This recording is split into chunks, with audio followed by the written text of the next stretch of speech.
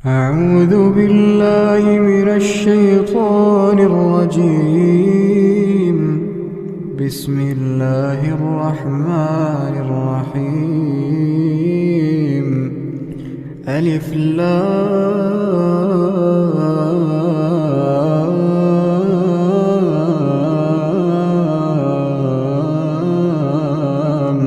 ميم.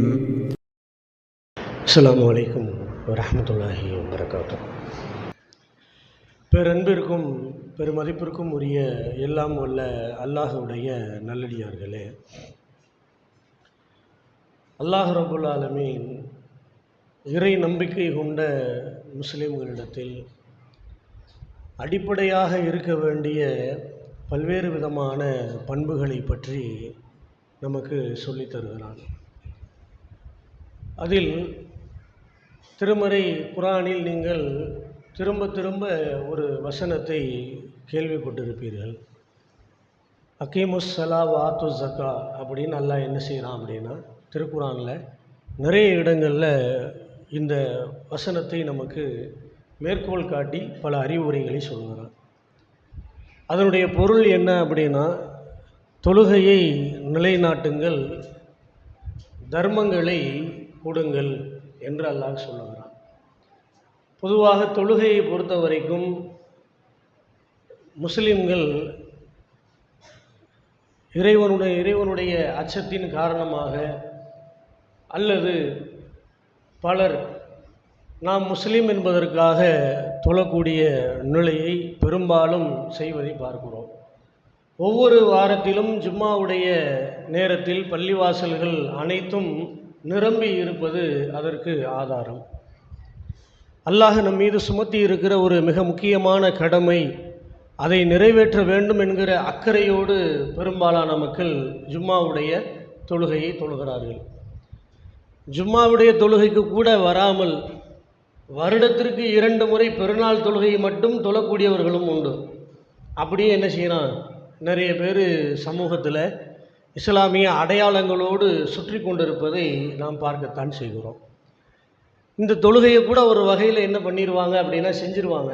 ஏன் அப்படின்னா, ஒரு வகையில் அது நமக்கு ஒரு மன ஆறுதலையும் ஒரு மன அமைதியையும் நம்முடைய உள்ளத்தில் இருப்பதை இறைவனிடத்தில் நாம் சொல்லுகிற பொழுது நமக்கு ஒரு திருப்தியை அது தருகிறது அப்படிங்கிற நோக்கத்தில் நிறைய பேர் என்ன பண்ணிடுவாங்க, வந்து தொலை வந்துடுவாங்க.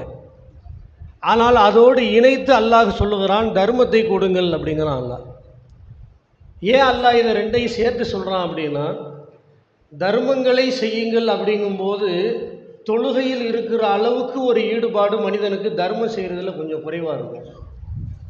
ஏன் அப்படின்னா, தொழுகைக்காக அவன் ரொம்ப மெனக்கெட தேவை இருக்காது. வந்து அழகாக ஒளி செஞ்சுட்டு அல்ஹம்துலில்லாஹ் ஒரு 2 ரக்காத் தொழுதுட்டு போகிறது தானே அப்படின்னு ஈஸியாக தொழுதுட்டு போயிடுவாங்க. உன் வருமானத்தில் ஒரு பகுதியை கொடு அப்படின்னு கேட்டோம்னு வைங்களேன், அப்படி நெஞ்சை பிடிச்சிருவான். என்னது வருமானத்தில் ஒரு பகுதியா, 2.5%? அது எப்படி கொடுக்க முடியும் அப்படிமா. நெஞ்சில் கை வைத்து நம்மில் ஒவ்வொருவரும் யோசித்து பார்க்க வேண்டும். ஜக்காத்தை கொடுக்குறோமா? நம்ம இறைவனுக்கு பயந்து கொடுப்பவர்கள் உண்டு, இல்லைன்னு நான் சொல்லலை, கொடுக்குறாங்க. கொடுக்கவே இல்லைன்னு சொல்ல, கொடுக்குறாங்க. ஆனால் பெரும்பாலான மக்கள், செல்வந்தர்கள் இந்த ஜக்காத்தை கொடுக்குறார்களா அப்படின்னு கேட்டால், காசுன்னு வரும்போது டக்குன்னு என்ன வந்துடும் அப்படின்னா, அதை கொடுத்தா நம்ம செல்வம் குறைஞ்சிருமே அப்படின்னு ஒரு பயம் இயல்பாகவே மனிதனுடைய உள்ளத்தில் வந்துடும். அதை மட்டும் கொடுக்க மாட்டான். ஆனால் அல்லாஹ் ரப்புல் ஆலமீன் அதை எப்படி நமக்கு சொல்கிறான் அப்படின்னா, தொழுகையோடு இணைத்து அல்லாஹ் சொல்கிறான். எப்படி தொழுகை முக்கியமானதோ, எப்படி தொழுகை அவசியமானதோ, அதே போன்று அல்லாஹ்வுடைய பாதையில் நீ தர்மம் செய்வதும் அவசியமானது, அதுவும் ரொம்ப முக்கியமானது. தொழுகையினால் ஒரு மனிதன் உலகத்தில் இழக்க போகிறது ஒன்றும் கிடையாது. ஆனால் பொருளாதாரத்தை இழப்பதால் சில இழப்புகள் உலகத்தில் உண்டு, இல்லைன்னா மறுக்க முடியாது. இப்போ பொருளாதாரத்தை கொடுக்குறனால ஒரு பகுதி அப்படி கொடுக்குறனால வரும், ஆனால் அல்லாஹ் பன்மடங்காக்கி தருவான். அந்த நம்பிக்கையில் ஒருத்தர் கொடுக்குறாருன்னு அல்லாஹ் நல்லா அள்ளி தருவான், அது வேறு விஷயம். ஆனால் கொடுக்கும்போது குறையும் அப்படிங்கிறதுல எந்த சந்தேகமும் இல்லை. அல்லாஹ்வுடைய வாக்குறுதி என்ன, நீ கொடு, வேறு பக்கம் உனக்கு வருங்கிறான் அல்லாஹ். ஆனால் மனிதனுடைய எதிர்பார்ப்பு என்ன அப்படின்னா, கொடுத்தா உடனே வந்தால் கொடுப்பான். நான் ஒரு 1,00,000 தர்றேன், படக்குன்னு அடுத்துக்கு அந்த சூடு மாறுறதுக்குள்ளே இன்னொரு 1,00,000 எனக்கு வந்துச்சா தர்றேன் அப்படிமா. பிரதிபலனை உடனடியாக எதிர்பார்க்குறான். அல்லாஹ் என்ன பார்க்குறான், நீ இப்போ கொடு, என் மீது நம்பிக்கை வைத்து நீ கொடு, உனக்காக நான் அள்ளி தருவேன், அதை பன்மடங்காக நான் ஆக்கி தருவேன் அப்படிங்கிறான் அல்லாஹ். அப்போ அந்த நம்பிக்கை அதற்குள் இருக்கிறதா அப்படிங்கிறத அல்லாஹ் செக் பண்ணுறான். இதில் தொழுகையில் கூட வந்து பள்ளிவாசலில் உட்காந்து யா அல்லாஹ் உன்னை தான் வணங்குறேன், யா அல்லாஹ் நீ எனக்கு என்னுடைய தேவையை நிறைவேற்று அப்படின்னு நிறைய விஷயங்களை கேட்டு துவா செஞ்சுட்டு போயிடுவாங்க. அல்லாஹ் அதோட சேர்த்து ஜக்காத்தை சொல்கிறதுக்கு காரணம் என்ன அப்படின்னா, நீ அல்லாஹுவை உண்மையிலேயே நேசிக்கிறாய், உண்மையிலேயே நீ இறைவனை நம்புகிறாய் என்றால் உன்னுடைய செல்வத்தை அல்லாஹ் பன்மடங்காக பெருக்கி தருவான் என்ற நம்பிக்கை உண்மையானால் இப்போ கொடு அப்படிங்கிறான் அல்லாஹ். அதுக்கு தான் சேர்த்து சொல்கிறான் கொடு. இந்த டெஸ்ட்டை வைக்கும்போது நிறைய பேர் ஃபெயில் ஆயிடுவாங்க. நிறைய பேர் என்ன ஆயிடுவாங்க, ஃபெயில் ஆயிடுவாங்க. அது சரிதான், கொடுப்போம், பார்த்து கொடுப்போம், இந்த பையன் கொடுப்போம், நாளைக்கு தரேன். நீங்கள் நல்லா கவனித்து பாருங்கள். நிறைய பேர்கிட்ட போய் நீங்கள் பல நல்ல பணிகளுக்காக நீங்கள் பொருளாதாரத்தை கேளுங்க. கேட்கும்போது இப்படி பார்த்துட்டு சரி பார்த்துக்குறோம், டைம் இருக்குல்ல பார்த்துக்குறோம் அப்படிம்பாங்க. இன்னொரு நாள் இருக்குல்ல அப்படிம்பாங்க. அடுத்து கொஞ்சம் நாள் கழித்து போய் கேட்கும்போது சொல்கிறேன் இன்னொரு தடவை வாங்கலை அப்படிம்பாங்க. இப்படி போட்டு இழுத்து இழுத்து என்ன செஞ்சுக்கிட்டே இருப்பாங்க அப்படின்னா கடைசியில் நெருக்கோட்டத்தில் வரும்போது சில பேர் உண்மையிலேயே பொருளாதாரம் இல்லாததுனால் சொல்லுவாங்க. அதை நம்ம குறை சொல்ல முடியாது, அது அவங்கள்ட்ட அந்த நேரத்தில் இல்லை, அல்லது வேறு ஏதோ ஒரு தேவைக்காக அவர்கள் வைத்திருக்கலாம். ஆனால் வைத்திருந்தும் கூட அதை உடனே இப்போ ஏன் கொடுக்கணும், ஏன் இப்போ உடனே கொடுக்கணும், கொஞ்சம் டைம் தான் இருக்குல்ல பார்த்துக்குருவோம் அப்படிங்கிறது. அதுக்கப்புறம் சில பேர் வரவே மாட்டாங்க. ஏன்னா நாங்களாம் அனுபவிச்சிருக்கிறோம், அதனால சொல்கிறேன். நிறைய பேர்கிட்ட 2-3 தடவை போய் கேட்டிருப்போம், இந்தா சொல்கிறேன் அந்த சொல்கிறேன்பாங்க. கடைசியில் நமக்கு இருக்கிற வேலை பழுவில் என்ன செஞ்சுருவோம், வாங்காமலே போயிடுவோம். அந்த மாதிரிலாம் நிறைய விஷயங்களுக்கு நடந்திருக்குது. அப்போ கடைசியில் என்ன செஞ்சுருவாங்க, சில பேர் இதை புரிந்து கொண்டு இந்த மாதிரி தட்டி கழிக்கிறத பார்த்துருக்குறோம். தட்டி கழித்து கடைசி வரைக்கும் தரமாட்டாங்க. அப்போ காரணம் என்ன அப்படின்னா அவங்களுடைய மனநிலை. இது பொருளாதாரத்தை கொடு அப்படின்னா அதில் ஒரு சுணக்கம், ஒரு தயக்கம் அப்படிங்கிறது நிறைய பேர்கிட்ட இன்றைக்கு இருப்பதை நாம் இயல்பாகவே அதை பார்க்கிறோம். அப்படி இருக்கலாமா? எல்லாவற்றையும் தருகிற அல்லாஹ் நமக்கு நம்முடைய பொருளாதாரத்தை பெருக்கி தரமாட்டானா நமக்கு? அப்போ நம்முடைய இயல்பான குணம் அப்படி இருக்கிறது. ஆனால் அல்லாஹ் என்ன சொல்கிறான் தெரியுமா, நீங்கள் எதை கொடுத்தாலும் அதை உங்களுக்கு பன்மடங்காக நாம் பெருக்கி தருவோம் அப்படிங்கிறான். திருக்குறானில் ஒரு வசனம் உண்டு, நீங்கள் ஒரு தீமையை செய்ய நினைக்கிறீர்கள். உதாரணத்துக்கு அல்லாஹ் சொல்கிறான், நீங்கள் ஒரு தீமையை செய்ய நினைக்கிறீங்க, அந்த தீமையை செய்யாமல் விட்டு விட்டீர்கள். உதாரணத்துக்கு ஒருத்தவனை ஓங்கி அடிக்கணும்னு நினச்சி வச்சுருக்கிறீங்க, ஏதோ பேசிவிட்டான், அடிக்கணும்னு நினச்சி வச்சுருக்கிறீங்க, தீமை தானே அது, ஆனால் அதை நீங்கள் செய்யவில்லை. இப்போ அல்லாஹ் என்ன பண்ணுறான் அப்படின்னா, இருந்தாலும் தீமையை நினச்சிங்கல்ல, அதுக்காக நீ தீமையை நினைத்தாய், அதனால் உன் மேலே ஒரு குற்றம் எழுதப்படுகிறது அப்படின்னு அல்லாஹ் எழுத மாட்டேங்கிறான். அல்லாஹ் என்ன செய்ய மாட்டான், அப்படி எழுத மாட்டேங்கிறான். அந்த தீமையை அவன் செய்து விட்டால், அந்த தீமையை அவன் செஞ்சிட்டான்னு வைங்களேன், அடிச்சு விட்டான்னு வைங்க, இவன் ஒருத்தவன் அடிச்சுட்டான்னு மட்டும் எழுதுங்க அப்படின்னு வானவர்களை அழைத்து அல்லாஹ் சொல்லுகிறான். ஒரு அடி அடிச்சு விட்டார், ஒரு அடி அடித்தால ஒரு தீமை செய்தான், ஒரு தீமைன்னு எழுதுங்க அப்படிங்கிறான் அல்லாஹ். அதே நேரத்தில் ஒருவர் ஒரு நன்மையை செய்ய நினைக்கிறார், செய்யலை, நினைக்கிறார், நம்ம ஏதாவது பண்ணணும்ப்பா அப்படின்னு நினைக்கிறார். அப்படி நினைத்த மாத்திரத்திலேயே அல்லாஹ் சொல்லுகிறான், அவர் ஒரு நன்மையை செய்ய நினைத்து விட்டார், அதனால் அவர் அந்த நன்மையை செய்ததாகவே நீங்கள் எழுதி விடுங்கள் அப்படிங்கிறான் அல்லாஹ். அவர் செய்யலை, ஆனால் அல்லாஹ் என்ன சொல்கிறான், அவர் செஞ்சிட்டாருன்னு நீ எழுது அப்படிங்கிறான். நினச்சிதான் வச்சிருக்கிறாரு, செய்யலை, ஆனால் செய்ததாக எழுதப்பட்டு விட்டது. அதற்கு பின்னால் அவர் என்ன செய்கிறார் அப்படின்னா, அந்த நன்மையை செய்து விட்டார், அந்த நன்மையை செஞ்சிட்டார். உதாரணத்துக்கு ஒருத்தவர் வறுமையில் இருக்கிறாரு, அவருடைய நிலையை பார்த்து அவருக்கு ஏதாவது கொடுக்கணும் நம்ம அப்படின்னு நினைக்கிறாரு. நினச்ச உடனே அல்லாஹ் என்ன பண்ணுறான், நீ அவருக்கு கொடுத்துட்ட அப்படின்னு எழுதிட்டான். அதுக்கப்புறம் அவர் என்ன பண்ணுறாரு, அவரிடத்தில் இருந்த பொருளாதாரத்தில் சிறிதளவை எடுத்து கொண்டு போய் அவர்கிட்ட கொடுத்துட்டு வந்துட்டார். இப்போ அல்லாஹ் என்ன சொல்கிறான், அவர் செய்ததை 10 மடங்காக எழுது அப்படிங்கிறான். அவர் 1 ரூபா கொடுத்துருப்பாரு, 10 ரூபா கொடுத்தாருன்னு எழுது. அவர் 1000 ரூபா கொடுத்துருப்பாரு, நீ 10,000 கொடுத்ததா எழுதுன்னு அல்லாஹ் வானவர்களுக்கு என்ன செய்கிறான், கட்டளை போடுறான். காரணம் என்ன தெரியுமா, ஏன் அல்லாஹ் அப்படி சொல்கிறான் தெரியுமா? உலகத்தை பொறுத்த வரைக்கும் ஒரு தீமையை செய்வது அப்படிங்கிறது மிக இலகுவானது. ஒரு தீமையை செய்கிறது ரொம்ப ஈஸியான விஷயம். ஏனென்றால் மனிதனுடைய உள்ளம் மனோ இச்சையால் சூழப்பட்டிருக்கிறது, கவர்ச்சியால் என்ன செய்யப்பட்டிருக்கிறது, சூழப்பட்டிருக்கிறது. அதனால் உலகத்தில் இருக்கிற தீமையான விஷயங்கள் எல்லாமே நமக்கு ரொம்ப அழகாக தெரியும், அதன் மீதான ஆர்வம் நமக்கு அதிகமாக இருக்கும். அதனால் என்ன பண்ணுவோம்னா அதை நோக்கி நம்முடைய உள்ளம் ரொம்ப வேகமாக போகும். நீங்கள் எந்த விஷயத்தை வேணாலும் எடுங்களேன், அற்பமான விஷயத்திலும் கூட நம்முடைய உள்ளம் அந்த தீமையில் ரொம்ப லயிச்சு போய் நிற்கும். அப்படி சின்ன விஷயத்தில் கூட நம்ம என்ன பண்ணுவோம், ஒரு தீமையை செய்கிறதுல ரொம்ப அதை நியாயப்படுத்தி அதுக்கு நியாயம் கற்பித்து, ஒரு திருமணம்னு ஒரு திருமணம் வைங்க, நபி வழிக்கு முரணாக நடக்குது, அதில் கலந்துக்கிறதுக்கு நம்முடைய உள்ள எவ்வளோ பேச்சு பேசுது, நம்முடைய வாய் எவ்வளோ பேச்சு பேசுது. அப்போ அந்த மாதிரி என்ன செய்ய உள்ளே இழுத்துக்கிட்டே போகும். இதே ஒரு நன்மையை நீங்கள் செய்ய வேண்டும் என்றால் உங்களுடைய உள்ள சாதாரணமாக வராது. உங்கள் உள்ளம் சாதாரணமாக அதெல்லாம் ஏறி மிதிச்சுட்டு தான் வரணும். உதாரணத்துக்கு ஒரு 10 ரூபா நீங்கள் கொடுக்கணும்னு வைங்க, ரோட்டில் நடந்து போகிறீங்க, ஒருத்தர் வாசலில் உட்காந்துருக்காரு, ரொம்ப பரிதாபமாக இருக்கிறாரு அப்படின்னு கேட்குறாரு.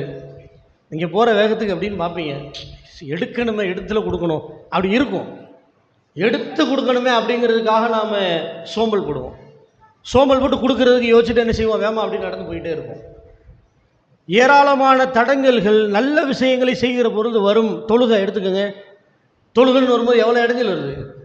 காலையில் தூக்கம், எல்லாத்தையும் மீறிய அலுப்பு, அது இதுன்னு சேர்ந்துக்கிட்டு இந்தா போவோம் தள்ளிவிட்டு போயிருதில்ல. நீங்கள் நல்ல விஷயத்தை செய்ய வேண்டும் என்றால் அதற்காக நீங்கள் ஒரு மிகப்பெரிய மன போராட்டத்தை உங்களுக்குள்ளேயே நடத்த வேண்டி இருக்கும்.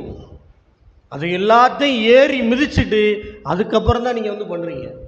அதனால தான் அல்லாஹ் என்ன செய்கிறான், தீமையை செய்கிறதுக்கு உள்ளம் வேகமாக தூண்டும். அதனால் அவன் நினச்சா எழுதாத, செஞ்சா எழுது. ஆனால் நல்ல விஷயத்தை பொறுத்த வரைக்கும் அவனால் செய்ய முடியாது. அதற்கு அவன் ஒரு மிகப்பெரிய மன போராட்டத்தையே உள்ள நடத்த வேண்டி இருக்கிறது. அதையும் மீறி அவன் செய்கிறான். அதனால் 10 மடங்கு கொடுங்கிறான். அதனால தான் நல்ல காரியத்துக்கு அல்லாஹ் என்ன செய்கிறான், 10 மடங்காக பெருக்கி தருகிறேன் அப்படின்னு அல்லாஹ் சொல்கிறானே, அது சும்மா இல்லை. அந்த வார்த்தைக்கு பின்னால் நமக்கும் நம்முடன் இருக்கக்கூடிய சைத்தானுக்கும் இடையில் மிகப்பெரிய சண்டை நடக்கும். இந்த சண்டையெல்லாம் மீறி என்ன செய்வோம், நம்ம அதையெல்லாம் தூக்கி போட்டுட்டு கொடுக்குறோம். அதனால தான் அல்லாஹ் 10 மடங்காக நமக்கு அதை பெருக்கி தருகிறான். நாம் செய்யக்கூடிய தர்மத்திற்கு அல்லாஹ் மிகப்பெரிய ஒரு மதிப்பை அளிக்கிறான் தெரியுமா? ரசூலுல்லாஹ் சொன்னாங்களா இல்லையா? யாரேனும் ஒருவர் தன்னுடைய ஹலாலான உழைப்பில் இருந்து ஒரு பேரிச்சம்பழத்தினுடைய கொட்டை அளவுக்கு தர்மம் செய்தாலும் அதை அல்லாஹ் தனது வலது கரத்தினால் பெற்றுக்கொள்ளுகிறான். வலது கரத்தினால் பெற்றுக்கொள்ளுகிறான் அப்படின்னு என்ன அர்த்தம்? அல்லாஹ் அதுக்கு மதிப்பளிக்கிறான்னு அர்த்தம். யாராவது ஒருத்தவங்க, ஒரு பெரியவங்க யாராவது ஒன்று கொடுக்கும்போது அவங்களுக்கு ரொம்ப கண்ணியமாக அவங்கள்ட்ட அதை வாங்குவாங்க இல்லையா? நீங்கள் பெரிய பெரிய ஆட்களை எல்லாம் பாருங்கள், கவுன்சிலராக இருக்கிறவன், எம்எல்ஏவாக இருக்கிறவன், எம்பியாக இருக்கிறவன், பிரதமராக இருக்கிறவன், பெரிய போஸ்டிங்கில் இருக்கிற ஆள்கிட்ட பூரா நீங்கள் போய் ஒரு மனுவை கொடுங்க, எப்படி வாங்குறாங்க, எப்படி வாங்குவாங்க? அடுத்து அப்படின்ட்டு போயிடுவான். அப்படி கண்ணியமாக அப்படி கொடுங்க அப்படின்னு ஒரு மதிப்போடு அதை பெற்றுக்கொள்ளுகிற ஒரு மனிதரை பார்த்துருக்கிறீங்களா? இன்றைக்கி அல்லாஹ் சொல்லுகிறான், நீங்கள் உங்களுடைய ஹலாலான உழைப்பிலிருந்து இறைவனுடைய பாதையில் தருகிற கோடி ரூபாய் அல்ல, பல்லாயிரம் கோடிகள் அல்ல, பேரிச்சம்பழத்தினுடைய கொட்டை அளவுக்கு நீங்கள் செய்கிற தர்மத்தையும் கூட அல்லாஹ் தனது வலதுகரத்தால் வாங்கி கொள்ளுகிறான். அப்படி வாங்கிட்டு அல்லாஹ் என்ன பண்ணுறான் தெரியுமா? உங்களில் ஒருவர் ஒரு குதிரை குட்டியை எப்படி வளர்ப்பாரோ, பாதுகாத்து வளர்ப்பாரோ, அதை போன்று அல்லாஹ் அதை வளர்க்கிறான். உங்கள்கிட்ட இருந்து வாங்கினது ரொம்ப சொற்பமான விஷயந்தான். நம்ம கூட ஒரு 10 ரூபாயை கொடுக்கும்போது ரொம்ப சங்கடப்பட்டு கொடுப்போம். சில நேரங்களில் ஒரு 5 ரூபாயை தர்மம் பண்ணும்போது சங்கடப்பட்டு கொடுப்போம். என்ன நினைப்போம், இதெல்லாம் ஒரு காசாக இருந்தாலும் இதானே இருக்குது அப்படின்ற மாதிரி கொடுப்போம். ஆனால் அல்லாஹ் அப்படி பார்க்கவில்லை. நீங்கள் உங்களுடைய ஹலாலான உழைப்பில் கொடுக்கிற ஒரு அற்பமான தர்மமாக இருந்தாலும் அதை அல்லாஹ் கண்ணியத்தோடு பெற்றுக்கொள்ளுகிறான். கண்ணியத்தோடு பெற்றுக்கொண்டது மட்டுமல்லாமல் அதை உங்களில் ஒருவர் ஒரு குதிரை குட்டியை வளர்ப்பதை போன்று பாதுகாத்து பேணி அதை வளர்த்து மறுமையில் நமக்கே பன்மடங்காக பரிசாக அல்லாஹ் தருகிறான் அப்படின்ற சொன்னாங்க. குதிரை குட்டியை வளர்க்குறதுனா எப்படி தெரியுமா? புதுசாக ஒரு கார் வாங்கிட்டு வந்து வீட்டில் நிப்பாட்டி பாருங்க தெரியும். வீட்டில் ஒரு காரையோ ஒரு பைக்கையோ புதுசாக வாங்கிட்டு வந்து நிப்பாட்டி வச்சுட்டு உள்ளே போய் நிம்மதியாக தூங்குவீங்களா? வாசலில் காரை நிப்பாட்டிட்டு கவரை போட்டு பொத்துனோமா, எவனும் ஸ்க்ராட்சை போட்டு போயிடுவானா, தூசி அடைஞ்சிருமே அப்படின்னு அவ்வளவு கவனம் இருக்கும் அதன் மேலே. நமக்கு அதுக்கு எதுவும் ஆயிடக்கூடாது அப்படிங்கிறது இருக்கும். அதில் ஒரு தூசு விழாமல், அதில் ஒரு கீறல் விழாமல், அதில் எந்த வெயிலும் பற்றாமல் நல்ல நிழலாக பார்த்து நிப்பாட்டி அதில் எந்த ஒரு பாதிப்பும் ஏற்பட்டுறாமல் எப்படி பாதுகாப்பாக வச்சுருப்போமோ அந்த மாதிரி அல்லாஹ் என்ன செய்கிறானா, நாம் கொடுக்கிற அற்பமான தர்மத்தையும் கூட பாதுகாப்பாக வளர்த்து பன்மடங்காக அதை பெருக்கி நமக்கே அதை பரிசாக இதோ நீ கொடுத்தது வைத்துக்கொள் அப்படின்னு தர்றான். அப்படி எல்லாம் தர்றான், சும்மா இல்லை. அற்பமானவற்றுக்கே இறைவன் இவ்வளவு மதிப்பளிக்கிறான் என்று சொன்னால், நாம் தருகிற தர்மங்கள் ஆயிரங்கள்லையும் லட்சங்கள்லையும் இன்னும் அதிகமாக தருகிற பொழுது நமக்காக அதன் மூலமாக பிரதிபலனாக மறுமையில் கிடைக்கிற நன்மை லேசாக இருக்குமா? யோசிச்சு பாருங்கள். இது மட்டும் இல்லாமல் இந்த மதிப்பையும் இறைவன் தருகிற கண்ணியத்தையும் உணர்ந்த காரணத்தினால்தான் ரசூல்லாவை பாருங்கள், அவங்க வாழ்க்கை எப்படி இருந்துச்சு அப்படின்னு. சஹாபாக்களை பாருங்கள், அவருடைய வாழ்க்கை எப்படி இருந்தது என்று. நபி ஸல்லல்லாஹு அலைஹி வஸல்லம் அவர்கள் சஹாபாக்களை குறித்து சொல்லுகிற பொழுது ஒரே ஒரு செய்தி உங்களுக்கு உதாரணத்துக்கு போதும். ரசூல்லா சொன்ன செய்தி என்ன? நீங்கள் அனைவரும் சேர்ந்து, அதாவது இந்த சஹாபாக்களுக்கு அடுத்து வர்ற காலகட்டத்தை ரசூல்லா சொல்கிறாங்க. அவங்களுக்கு அடுத்து உலகத்தில் வரக்கூடிய எல்லோரையும் பார்த்து நபிகளார் சொன்ன வார்த்தை என்ன? நீங்கள் அனைவரும் சேர்ந்து உஹது மலை அளவிற்கு தங்கத்தை அல்லாஹுடைய பாதையில் தர்மமாக செய்தாலும் என்னுடைய தோழர்கள் ஒரு கைப்பிடி அளவுக்கு செய்த தர்மத்திற்கு அது ஈடாகாது அப்படின்னாங்க ரசூல்லா. காரணம் என்ன தெரியுமா? தேவையுள்ள நேரத்தில் அவர்கள் எந்த பிரதிபலனையும் எதிர்பார்க்காமல் அல்லாஹுடைய பாதையில் தங்களிடத்தில் இருந்த எல்லாவற்றையுமே அல்லாஹுக்காக இழந்தார்கள். அதனால தான் அல்லாஹ் அவர்களுக்கு அவ்வளவு உயர்ந்த ஒரு அந்தஸ்தை சஹாபாக்களுக்கு அல்லாஹ் வழங்கினான். அவங்க அளவுக்கு நம்ம நன்மைகளை செய்ய முடியாது. நீங்கள் உஹது மலையவே தங்கமாக மாற்றி அதையே நீங்கள் அல்லாஹுடைய பாதையில் அகில உலகத்திற்கும் அள்ளி கொடுத்தாலும் சரி, அவங்க ஒரு கைப்பிடி அப்படி அள்ளி போட்டதுக்கு ஈடாகாது. ஒரு தூக்கி போட்டுருவான் அல்ல, போங்க போகிற வரிசையில் போய் நில்லுன்றுவான் அல்ல, அதுக்கு ஈடாகாது. ஏன்? அன்றைய காலகட்டத்தில் தேவையான நேரத்தில் அவசியமான நேரத்தில் யாருமே இல்லை அன்றைக்கி கொடுக்கறதுக்கு. எப்படி கொடுத்தாங்க தெரியுமா? ஒரு செய்தியை சொல்கிறேன். அவர்களினுடைய தர்ம சிந்தனைக்கு ஒரே ஒரு செய்தி. அல்லாஹுடைய பாதையில் தர்மம் செய்யுங்கள் என்று அல்லாஹுடைய தூதர் அறிவுறுத்தினால் சஹாபாக்களின் நிலை எப்படி இருக்கும் தெரியுமா? கையில் இருந்தால் போட்டுருவாங்க, இல்லைன்னா வீட்டில் போய் எடுத்துகிட்டு வந்து போடுவாங்க. அப்படியும் இல்லை அப்படின்னா இருங்க அப்படின்னு சொல்லிட்டு எங்களில் ஒருவர் சந்தைக்கு செல்லுவார், அங்கே வேலை பார்ப்பார், அதில் கிடைத்த ஊதியத்தை எடுத்து கொண்டு வந்து இதோ வைத்துக் கொள்ளுங்கள் என்று கொடுத்து விட்டு போவார் அப்படிங்கிறாங்க. சிந்திச்சு பாருங்க. கையிலையும் இல்லை, வீட்லேயும் இல்லை, கொடுக்கறதுக்கு ஒன்றுமே இல்லை, வீட்டில் ஜீரோவில் இருக்குது, ஒன்றுமே இல்லை சுத்தமாக. என்ன பண்ணுவாராம்? சந்தைக்கு போவாராம். ஏதாவது வேலை இருந்தால் கொடுங்க, தர்மம் செய்ய சொல்லியிருக்காங்க ரசூலுல்லாஹ், ஏதோ ஒரு விஷயத்துக்கு அறிவிப்பு செய்திருக்கிறார்கள், அவங்களுக்கு கொடுக்கணும். காசு இல்லை, ஒரு வேலை கொடுங்க நான் செய்கிறேன். ஒரு வேலையை கேட்டு வாங்கி அந்த வேலையில் கிடைத்த ஊதியத்தை எடுத்து கொண்டு போய் கொடுத்து விட்டு வருவார்கள். நம்ம நிலைமையில் அப்படியா இருக்கு? கையில் இல்லைன்னு வேணா சொல்லலாம், பையில் இல்லைன்னு வேணா சொல்லலாம், வீட்டில் இல்லைன்னு சொல்ல முடியுமா? வீட்டில் இல்லைன்னு சொல்ல முடியுமா? நம்ம வெளியில் வருவோம், கேட்பாங்க, இருந்தால் பார்ப்போம், இல்லையா அப்படியே போயிட்டே இருப்போம் நம்ம பாட்டுங்க. அதை பற்றிய எந்த ஒரு சலனமும் நம்முடைய உள்ளத்தில் இருப்பதே கிடையாது. ஒரு சின்ன உறுத்தலாவது நமக்கு இருக்குமா? நான் கேட்குறேன். உங்களுக்கு கொடுக்காம போகிறோமே, உங்களுக்கு ஒன்று கூட தராமல் போகிறோமே, ஒரு விஷயத்தை சொல்லி கேட்டாங்களே அப்படிங்கிற ஒரு உறுத்தல் ஒரு சின்ன ஒரு இடத்திலாவது நம்முடைய உள்ளத்தில் இருக்குமா? இருந்தால் பார்ப்போம், இல்லையா போயிட்டே இருப்போம். ஆனால் சகாபாக்கள் அப்படி இல்லை. அவர்கள் இருந்தால் கொடுப்பார்கள், இல்லை என்றால் வீட்டில் இருப்பதை எடுத்து வந்து இதை எடுத்துக்கங்கன்னு கொடுத்துட்டு போயிடுவாங்க. இல்லையா உழைச்சி கொடுப்பாங்க, வச்சுக்கோங்க அப்படிம்பாங்க. ரசூல்லா சொன்னாங்க காரியத்துக்கு கொடு அப்படின்னாங்க. இதுதான் அவர். அதனால தான் ரசூல்லா சொன்னாங்க, அவங்க கைப்பிடி அளவுக்கு கொடுத்தாலும் கூட அது நீங்கள் உகதுமொழி அளவுக்கு தருவதற்கு ஈடாகாது அப்படின்னாங்க. ஏனென்றால் அந்த சிந்தனை கேட்டால் அப்படியே கொடுத்துடணும். ரசூல்லாட்ட நீங்கள் அதை பார்க்கலாமே. ரசூல்லாட்ட ஒரு செய்தியை மட்டும் சொல்லி முடிச்சுடுவோம்.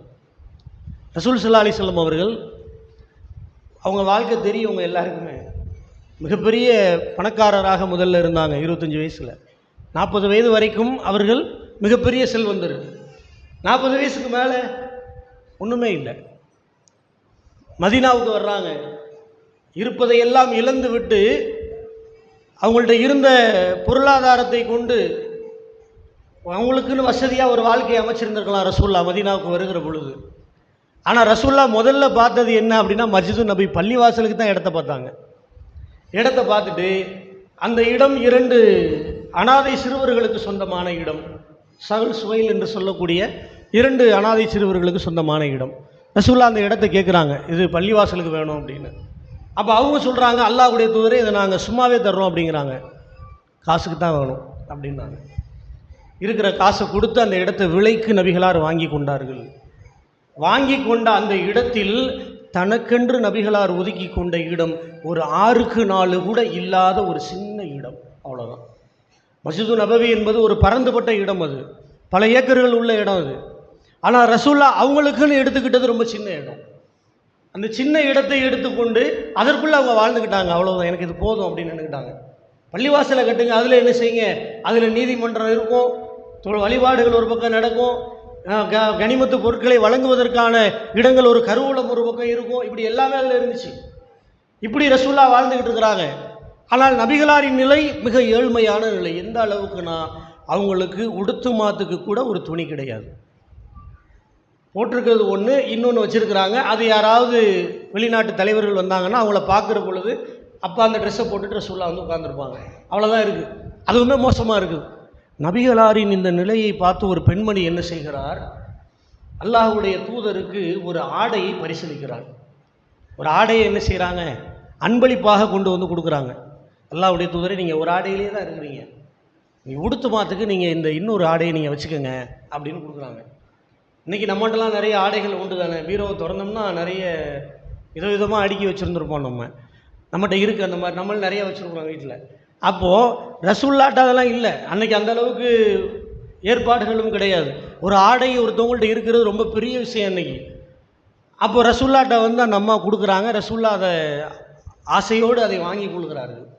வாங்கி கொண்டு வேகமாக அதை பார்த்தவொடனே அவங்களுக்கு ஒரு ஆசை, அதை போட்டு வருவோமே அப்படின்ட்டு வேகமாக உள்ளே போய் அந்த ஆடையை போட்டு கொண்டு ரசூல்லா வர்றாங்க. வந்து நின்று அப்படி சபையில் வந்து அப்படி உட்கார்ந்துருக்குறாங்க. ரொம்ப அழகாக இருக்கிறது அந்த ஆடை. இப்போ சபையில் இருக்கக்கூடிய ஒரு மனிதர் என்ன செய்கிறார், ஒரு சஹாபி, அல்லாஹ்வுடைய தூதரே இந்த ஆடையை எனக்கு கொடுங்களேன் அப்படின்னு கேட்குறாரு. அவங்க வச்சுருக்கிறது ஒன்று தான், இருந்ததை உள்ள கலட்டி போட்டு என்ன செஞ்சுருக்கிறாங்க, அந்த அம்மா கொடுத்ததை கொண்டாந்து போட்டு ரசூல்லா உட்காந்துருக்குறாங்க. அப்போ அந்த மனிதர் கேட்கிறார், அல்லாஹ்வுடைய தூதரே இந்த ஆடையை எனக்கு கொடுங்களேன் அப்படிங்கிறாரு. ரசூல்லா எதுவுமே பேசலை. அவர்களுடைய முகத்தில் எந்த மாற்றமும் இல்லை, ஒரு சிறு சலனம் கூட இல்லை. அவர் கேட்ட மாத்திரத்திலேயே நபிகள் நாயகம் வேகமாக திரும்ப உள்ளே போகிறாங்க. உள்ளே போய் தான் அணிந்திருந்த அந்த புதிய ஆடையை கழற்றி விட்டு தான் ஏற்கனவே அணிந்திருந்த பழைய ஆடையை போட்டுட்டு அந்த புது ஆடையை எடுத்துகிட்டு வந்து அவர்கிட்ட கொடுத்துட்டாங்க, வச்சுக்கோங்க அப்படிங்கிறாங்க. யோசிச்சு பாருங்க. அதாவது எதுவும் இல்லாத நிலையில் அவருக்கென்று வழங்கப்பட்ட ஒரு ஆடையை ஒரு மனிதர் கேட்கிறார். உங்களுக்குள்ளே உட்கார்ந்துருந்த சகாபாக்களுக்கெல்லாம் சரியான கோபம். அந்த கோபத்துக்கு அவரை கூப்பிட்டு கேட்குறாங்க, இப்படி கேட்கலாமா? அந்த பெண்மணி நபிகளாரினுடைய நிலையை அறிந்து அன்பளிப்பாக தந்த ஆடையை நீ கேட்கலாமா? ரசூலுல்லாஹ்ட்ட யார் எதை கேட்டாலும் அவர் கொடுத்து விடுவார்கள் அப்படிங்கிறது உனக்கு தெரியாதா அப்படின்னு கடுமையாக கடிந்து கொள்ளுகிறார்கள். அப்போ அவர் சொல்கிறாரு, நான் எனக்கு இந்த ஆடை வேண்டும் என்று நான் கேட்கவில்லை, அது எனக்கு கஃனாக இருக்க வேண்டும் என்று நான் விரும்பினேன், அதனால தான் நான் கேட்டேன் அப்படிங்கிறாரு. அதோட விட்டுட்டாங்க. ரசூலுல்லாஹ் என்ன பண்ணிட்டாங்க, எந்த சலனமும் காட்டாமல் கொடுத்துட்டு போயிட்டாங்க. இப்போ என்ன அப்படின்னா, அந்த தர்ம சிந்தனை அப்படிங்கிறது நபிகளாரினுடைய உள்ளத்தில், இதெல்லாம் நீங்கள் வாழ்க்கையில் எவன்டையுமே பார்க்க முடியாது. எந்த ஒரு மனிதனிடத்திலும் இப்படி ஒரு குணத்தை இந்த உலகம் அழிகிற வரைக்கும் நீங்கள் பார்க்க முடியாது. நம்ம சாதாரணமாக ஒரு வீட்டில் போய் நம்ம சாப்பிட உட்கார்ந்தோம்னா கூட 4 பேர் சேர்ந்து ஒன்றா சாப்பிட உட்கார்றோம் அப்படின்னா கூட நிறைய உணவுகள் இருந்தாலும் அதில் குறிப்பாக ஏதோ ஒரு எல்லோரும் விரும்புகிற மாதிரி ஒன்று இருந்துச்சுன்னா உடனே அதை எடுத்து நம்ம முதல்ல வச்சுக்கிடுவோம், எங்கே எல்லோரும் எடுத்துருவாங்களோ அப்படின்னு. அந்த மனநிலை தான் நமக்கு உள்ளது.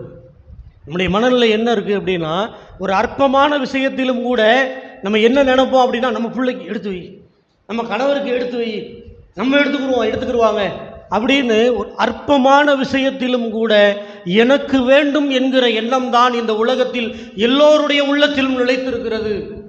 ஆனால் எதுவுமே இல்லாத நிலையிலும் கூட எது கிடைத்தாலும் அதை இன்னொருவர் கேட்டார் என்றால் வைத்துக்கொள்ளுங்கள் என்று மகிழ்வோடு அள்ளி தருகிற அந்த தர்ம சிந்தனை என்பது நபிகளார் காட்டி தந்த பண்பு. அது இருக்கணும் நம்ம எல்லார்டையுமே. உண்மையிலேயே இந்த தர்ம சிந்தனை என்பது ஒவ்வொரு இறை நம்பிக்கை கொண்ட முஸ்லீமுடைய உள்ளத்திலும் ஆழமாக விதைக்கப்பட்டு விட்டது என்று சொன்னால் இந்த உலகத்திலேயே மிகப்பெரிய வளர்ச்சி அடைந்த பணக்கார சமுதாயமாக இஸ்லாமிய சமுதாயம் இருக்குது. தெரியுமா? நபிகளார் கொண்டு வந்த பொருளாதார புரட்சி அது. 2% ஜக்காத்தை எடுத்து ஒவ்வொரு மனிதனும், இந்த சமூகத்தில் இருக்கக்கூடிய ஒவ்வொரு பணக்காரனும், தனக்கு கீழே இருக்கக்கூடிய ஒவ்வொரு ஏழைக்கும் தன்னுடைய பொருளாதாரத்தை அள்ளி கொடுக்க முனைந்தான் என்றால் இந்த சமுதாயத்தில் ஒரு ஏழை இருக்க மாட்டான். ரசூலுல்லாஹ்வுடைய இறுதி காலத்தில் ஏழைகளை பார்த்தீங்களா? நீங்கள் என்ன சொல்லிட்டு போனாங்க ரசூலுல்லாஹ்? உங்களில் யாரேனும் கடனை வைத்துவிட்டு இறந்தால் அந்த கடனை இந்த அரசாங்கம் அடைக்கும். உங்களில் யாரேனும் செல்வத்தை விட்டு மரணித்தால் அந்த செல்வம் அவருடைய குடும்பத்திற்குரியது அப்படின்னாங்க ரசூலுல்லாஹ். வெறும் 10 வருடத்தில் மிகப்பெரிய ஒரு பொருளாதார புரட்சியை நபிகள் நாயகம் உருவாக்கியதற்கு காரணம் என்ன தெரியுமா? இந்த பொருளாதார புரட்சி, இந்த தர்ம சிந்தனை. அள்ளி கொடுத்துக்கிட்டே இருந்தாங்க. ரசூலுல்லாஹ்ட்ட போய் கேட்டவங்களுக்கெல்லாம் 100 ஒட்டகம் 50 ஒட்டகம்னு அள்ளி ரசூலுல்லாஹ் கொடுத்தாங்க. காரணம் என்ன? நபிகளார் அவர்களுடைய உள்ளத்தில் விதைத்ததை அந்த சமுதாயம் சரியாக பற்றி பிடித்து கொண்டது. அவங்க எல்லாருமே அப்படி இருந்தாங்க, கேட்குற எல்லாருக்கும் அப்படி கொடுத்தாங்க. நபிகளாரை அருகில் இருந்து பார்த்தார்கள். நபிகளாரின் சொல் என்பது வார்த்தையில் மட்டுமல்ல செயலிலும் இருக்கிறது. அதை பார்த்தனால தான் நாமளும் அப்படி இருக்கணும்னு அள்ளி கொடுத்தாங்க. மக்கள் எல்லோரும் மிகப்பெரிய செல்வந்தராக இருந்தார்கள். நாமளும் அப்படி இருந்தோம் அப்படின்னா இந்த சமுதாயம் மிகப்பெரிய ஒரு வளர்ச்சியை நோக்கி போகும். அப்படிப்பட்ட ஒரு மாற்றத்தை அல்லாஹ் ரப்புல் ஆலமீன் நமக்கு தந்தருள வேண்டும் என்று கேட்டு என்னுடைய உரையை நிறைவு செய்கிறேன். அஸ்ஸலாமு அலைக்கும் வரஹ்மத்துல்லாஹி வபரகாத்துஹு.